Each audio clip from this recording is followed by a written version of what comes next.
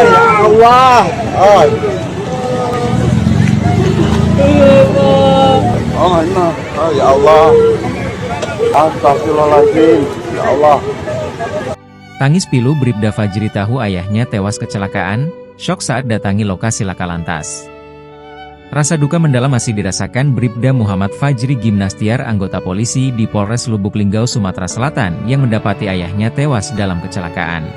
Kasat Lantas Polres Lubuk Linggau, AKP Marjuni mengatakan mulanya Bribda Fajri tak tahu bahwa korban yang tewas dalam kecelakaan pada Kamis, 3 Oktober 2024, itu adalah Talimin, ayahnya sendiri.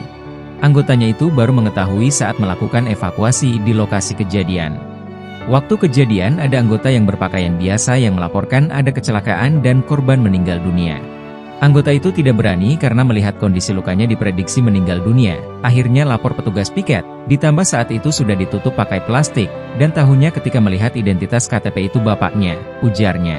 Karena penasaran, anggotanya ini kembali melihat motor. Setelah melihat motor ternyata motor itu memang punya bapaknya. Atas kejadian tersebut, Bribda Fajri dikabarkan masih syok usai mengevakuasi ayahnya sendiri. Fajri saat itu bahkan menangis histeris setelah melihat identitas dompet korban adalahnya ayah kandung sendiri. Keluarganya masih syok. Kemarin kusampaikan liburlah dulu, ku kasih waktu kurang lebih 10 hari sampai 7 hari, ungkap Marjuni.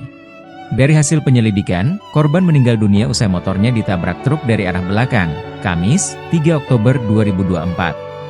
Diketahui, Talimin 56 tahun merupakan kepala sekolah SD 2 Ngesti, Boga 1 Kecamatan Jaya Loka, Kabupaten Musirawas.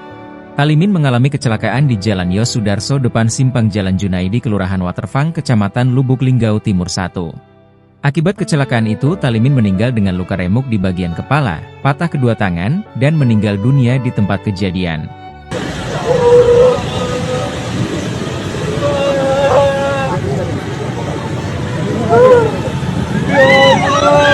Ya Allah. Ini. Ya Allah. Astagfirullahaladzim. Ya Allah. Download Tribun X sekarang, menghadirkan lokal menjadi Indonesia.